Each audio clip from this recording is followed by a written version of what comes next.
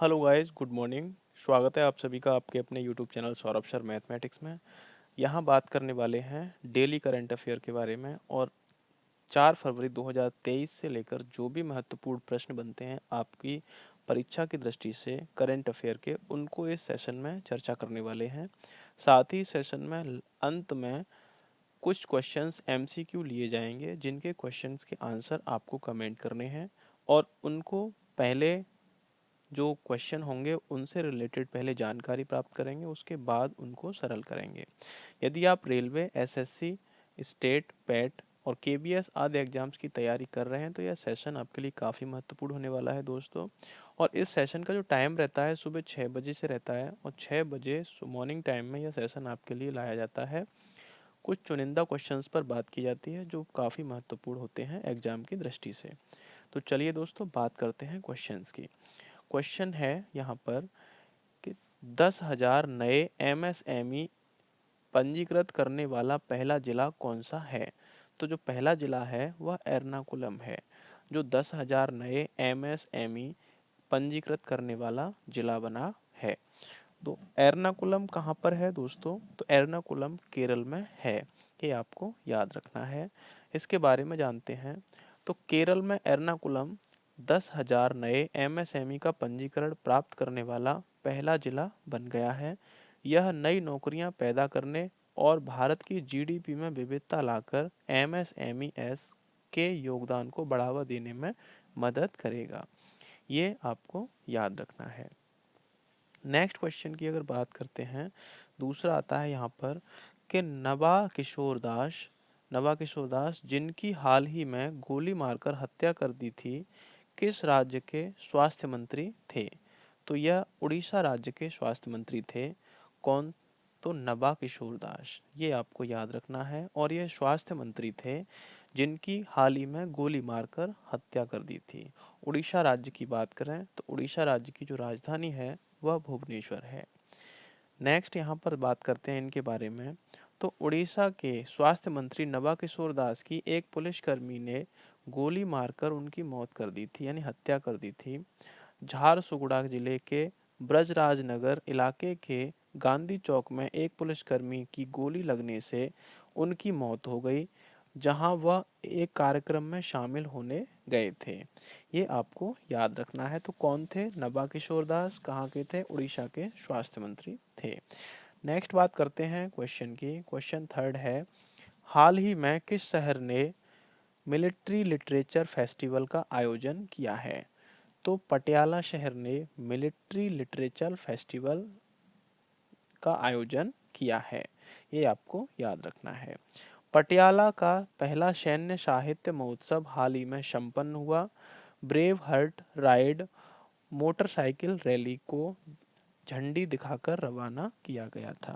तो ये भी आपको दोस्तों याद रखना है। जो कि पहला सैन्य साहित्य महोत्सव था वह संपन्न हुआ है और brave heart ride motorcycle rally को झंडी दिखाकर रवाना किया था। नेक्स्ट बात करते हैं। क्वेश्चन है चौथा, पश्चिमी घाट में एक दुर्लभ कम ऊंचाई वाला बेसाल्ट पठार बेसाल्ट प्लेट्यूस किस राज्य में खोजा गया है। तो वह महाराष्ट्र राज्य में खोजा गया है। कौन सा पठार है? तो बेसाल्ट पठार है, पश्चिमी घाट में है यह, और यह दुर्लभ कम ऊंचाई का है बेसाल्ट पठार और महाराष्ट्र में खोजा गया है। महाराष्ट्र की अगर राजधानी की बात की जाए तो महाराष्ट्र की राजधानी मुंबई है, ये आपको याद करना है। सीएम की अगर बात करें वहाँ पर तो एकनाथ शिंदे सीएम हैं महाराष्ट्र के। नेक्स्ट बात कर लेते हैं यहाँ पर पुणे में पुणे में अघारकर रिसर्च इंस्टीट्यूट एआरआई के वैज्ञानिकों ने पश्चिमी घाट में एक दुर्लभ कम ऊंचाई वाला बेसाल्ट पठार खोजा है। महाराष्ट्र के थाड़े में एआरआई की टीम द्वारा खोजा गया यह नया पठार इस बात का सुराग लगा सकता है कि विश्व स्तर पर पौधों की प्रजातियां जलवायु परिवर्तन से कैसे बचती हैं। तो ये दोस्तों आपको याद रखना है। नेक्स्ट आता है क्वेश्चन, कौन सा शहर पहली G20 अंतरराष्ट्रीय वित्तीय वास्तुकला कार्य समूह international financial architecture working group की बैठक का मेजबान है। तो शहर है वह चंडीगढ़, जो G20 अंतर्राष्ट्रीय वित्तीय वास्तुकला कार्य समूह यानी international financial architecture working group की बैठक की मेजबानी किसने की है, तो वह चंडीगढ़ ने की है। बात करते हैं यहाँ पर अब G20 की, तो G20 इंडियन प्रेसिडेंसी के तहत पहली G20 international financial architecture working group की बैठक चंडीगढ़ में आयोजित की गई। अंतर्राष्ट्रीय वित्तीय संरचना कार्य समूह अंतर्राष्ट्रीय वित्तीय संरचना कार्य समूह अंतर्राष्ट्रीय वित्तीय संरचना को मजबूत करने पर ध्यान केंद्रित करता है। इसका उद्देश्य कमजोर देशों के सामने आने वाली कई चुनौतियों का समाधान करना भी है। नेक्स्ट बात करते हैं यहाँ पर, क्वेश्चन आता है अगला, T20 विश्व कप 2007 के फाइनल हिस्से रहे किस भारतीय क्रिकेटर ने संन्यास की घोषणा की है, तो जोगिंदर शर्मा ने संन्यास की घोषणा कर दी है, जो कि T20 विश्व कप 2007 के फाइनल हिस्सा रहे थे, भारतीय क्रिकेटर थे। बात करते हैं इनके बारे में, तो भारतीय ऑलराउंडर जोगिंदर शर्मा ने क्रिकेट के सभी प्रारूपों से संन्यास की घोषणा कर दी है। पाकिस्तान के खिलाफ T20 विश्व कप 2007 के फाइनल में आखिरी ओवर डाला था। उन्होंने 2007 के फाइनल में आखिरी ओवर में 13 रन डिफेंड कर भारत को जीत दिलाई थी। 39 वर्षीय जोगिंदर ने 4 वनडे और 4 T20 मैचों में भारत का प्रतिनिधित्व किया था। तो काफ़ी छोटा इनका कैरियर रहा था जोगिंदर शर्मा का, जिन्होंने 2007 में भारत को T20 विश्व कप का लास्ट ओवर करवाकर उसे जीत दिलाई थी। तो उन्होंने अब सभी प्रारूपों से संन्यास की घोषणा की है। नेक्स्ट बात करते हैं यहाँ पर, किस भारतीय रेसलर ने जागरेब ओपन चैंपियनशिप में कांस्य पदक जीता है, तो अमन शहरावत ने जीता है। भारतीय रेसलर हैं ये और इन्होंने जागरेब ओपन चैंपियनशिप में कांस्य पदक जीता है। बात करते हैं इनकी, तो भारतीय रेसलर अमन शहरावत ने जागरेब ओपन चैंपियनशिप में पुरुषों के 57 किलोग्राम वर्ग के कांस्य पदक जीता है। 17 वर्षीय अमन ने कांस्य पदक मैच में संयुक्त राज्य अमेरिका के जैन रे रोड्स रिचर्ड्स को 10-4 से हराया। फाइनल में जापान के यूतो निशुची को 2-0 से हराकर अजरबैजान के अली अब्बास राजदे ने स्वर्ण पदक जीता है। और यह एक अन्य कांस्य पदक जॉर्जिया के बेका बुजियासुली ने जीता। उन्होंने अजरबैजान के इस्लाम बजरगानोव को हराया है। तो ये आपको याद रखना है। तो भारतीय जो रेसलर हैं अमन शहरावत, उन्होंने कौन सा पदक जीता है, तो कांस्य पदक जीता है। कितने किलोग्राम में, तो 57 किलोग्राम में कांस्य पदक जीता है, जिनकी उम्र 17 वर्ष की है। और उन्होंने अमेरिका के जैनरे रोड्स रिचर्ड्स को 10-4 से हराया था। फाइनल में जापान के यूतो निशुची को किसने हराया था, अजरबैजान के अली अब्बास राजदे ने हराया था, जिसे कि स्वर्ण पदक मिला है। ये आपको याद रखना है। नेक्स्ट बात करते हैं क्वेश्चन की, तो क्वेश्चन आता है, के विश्वनाथ का हाल ही में निधन हो गया है, वह किस क्षेत्र में से संबंधित थे, तो वह फिल्म उद्योग से संबंधित थे। कौन, के विश्वनाथ, ये आपको याद रखना है दोस्तों। अब बात करते हैं इनकी, तो यह तेलुगु फिल्मों के प्रसिद्ध फिल्म निर्माता और निर्देशक के विश्वनाथ हैं ये, का 92 वर्ष की आयु में निधन हो गया है। के विश्वनाथ ने मद्रास में बाउहिनी स्टूडियो के लिए एक ऑडियोग्राफर के रूप में अपना कैरियर शुरू किया था। विश्वनाथ ने अपने निर्देशन की शुरुआत 1965 की फिल्म गोवरम से की थी। के विश्वनाथ को 1992 में पद्मश्री से सम्मानित किया गया था। वर्ष 2017 में दादा साहेब फाल्के पुरस्कार से सम्मानित किया गया था। किसको किया गया था, तो के विश्वनाथ को किया गया था। और उनका 92 वर्ष की उम्र में हाल ही में निधन हो गया है।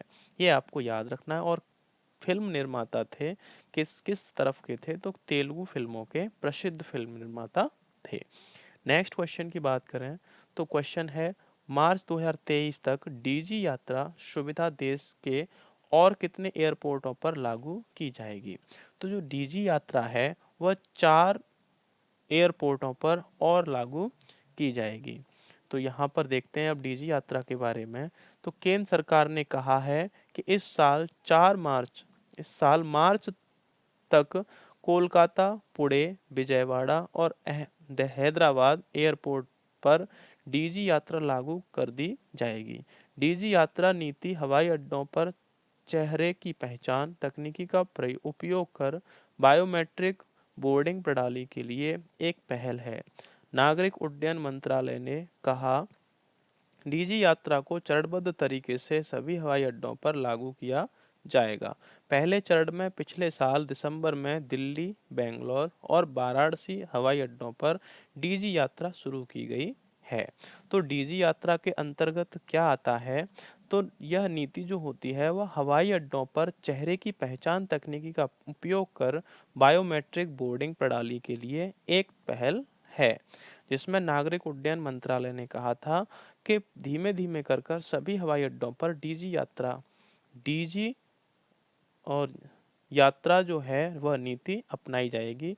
स्टार्टिंग में यह दिल्ली, बेंगलोर और बनारस जो हवाई अड्डे थे उन पर शुरू की गई थी, और अभी यह 4 जो और वो हैं एयरपोर्ट हैं कोलकाता, पुणे, विजयवाड़ा और हैदराबाद में मार्च में शुरू की जाएगी।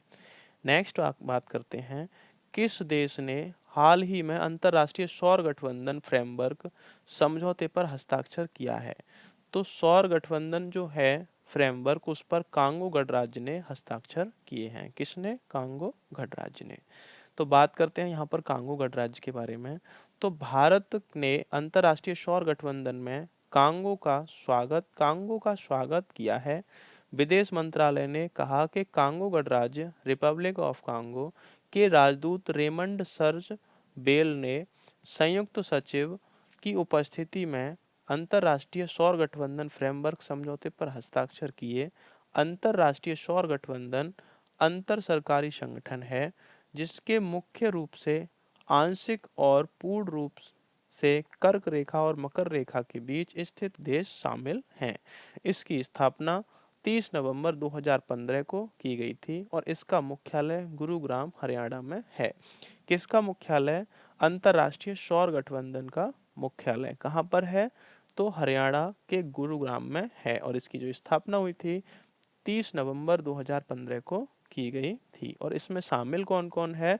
तो कर्क रेखा और मकर रेखा के बीच स्थित देश शामिल हैं। ये आपको याद रखना है। और इसकी जो पहली पहल थी, पहली बार नरेंद्र मोदी द्वारा 2015 में की गई थी। ये भी आपको याद रखना है। नेक्स्ट बात करते हैं, क्वेश्चन आता है अगला कि 2018 में फीफा विश्व कप जीतने वाली फ्रांस की टीम के डिफेंडर कौन हैं जिन्होंने हाल ही में अंतर्राष्ट्रीय फुटबॉल से संन्यास लिया है? तो वह है राफेल वरान। राफेल वरान जो हैं वह 2018 में फीफा विश्व कप जीतने वाले फ्रांस की टीम के डिफेंडर हैं जिन्होंने हाल ही में अंतर्राष्ट्रीय फुटबॉल से संन्यास ले लिया है।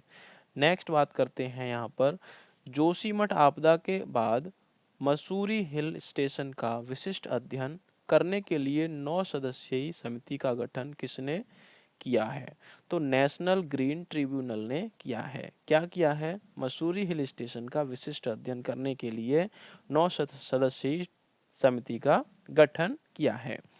दोस्तों यहाँ पर ये आपको दिखाई दे रही हैं भारत की नदियाँ, और भारत की नदियों से संबंधित अपवाह के तंत्र जो भी हैं आपके, जो रिवर हैं आपकी, उनसे संबंधित 40 महत्वपूर्ण प्रश्न एमसीक्यू टाइप के होंगे दोस्तों जो आपके लिए, और जो कि काफ़ी बार परीक्षाओं में पूछे जा चुके हैं।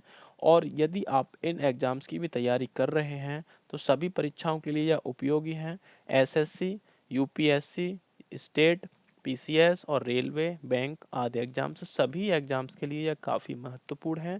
और ये सेशन आपका शाम को 7 बजे इसी चैनल के माध्यम से प्रसारित होगा। तो शाम को 7 बजे ज़रूर आएँ और इन क्वेश्चंस को ज़रूर देखें। बात करते हैं नेक्स्ट।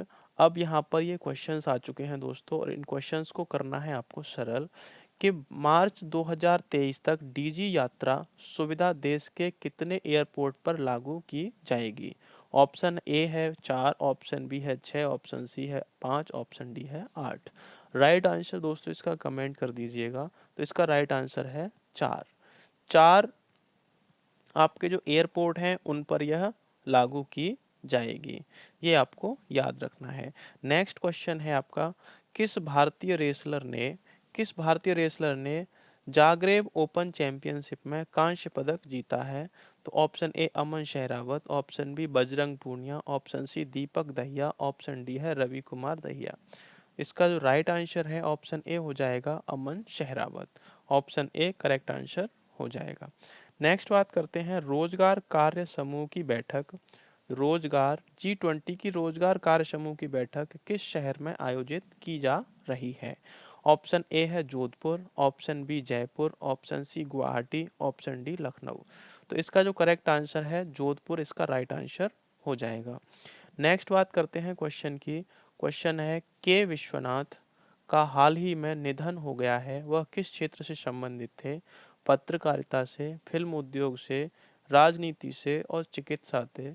तो फिल्म उद्योग से वह संबंधित थे। के विश्वनाथ तेलुगु फिल्मों से संबंधित थे।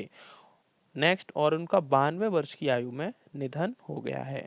नेक्स्ट बात करते हैं, क्वेश्चन आता है मध्य अफ्रीकी देश इक्वेटोरियम गिनी की पहली महिला पीएम के रूप में किसे नियुक्त किया गया है, ये आपको बताना है। तो ऑप्शन ए है थियोडोर ओबियांग नंगुएमा, दूसरा है अल्फोंस ओबियांग, तीसरा ऑप्शन दिया है मैनुएला रोकाबूटी और चौथा है फ्रांसिस्को आशू। तो इसका जो करेक्ट आंसर है Manuela Rocabuti, option C correct answer हो जाएगा। नेक्स्ट बात करते हैं किस देश ने हाल ही में अंतर्राष्ट्रीय सौर गठबंधन फ्रेमवर्क समझौते पर हस्ताक्षर किया है? Option A Vietnam, option B Uruguay, option C Congo गणराज्य, option D Kenya.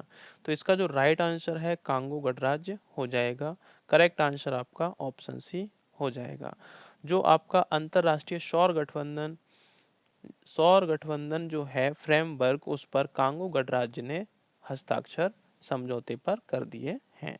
Next question आता है आपका, हाल ही में किस भारतीय क्रिकेटर ने संन्यास की घोषणा की है?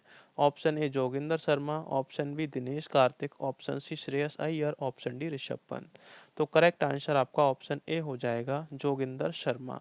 काफ़ी छोटे कैरियर में इन्होंने 2007 में T20 वर्ल्ड कप जितवाया था। इनके लास्ट ओवर में 13 रन आए थे, उसके बाद भारत T20 वर्ल्ड कप 2007 में जीता था। तो जोगिंदर शर्मा ने सभी प्रारूपों से अंतर्राष्ट्रीय जो क्रिकेट है उसके सभी प्रारूपों से संन्यास ले लिया है। तो ऑप्शन ए इसका करेक्ट आंसर हो जाएगा। तो ये थे आज के महत्वपूर्ण प्रश्न जिनके बारे में हमने चर्चा की। साथ ही दोस्तों आपको बता दें कि सेशन अच्छा लगा हो तो लाइक कर लें और चैनल पर पहली बार विजिट कर रहे हैं तो चैनल को सब्सक्राइब कर लें। पास में बेल आइकन को दबा लें जिससे कि आने वाले और भी सेशंस का नोटिफिकेशन आपको मिल सके और आप अपनी तैयारी को बेहतर कर सकें।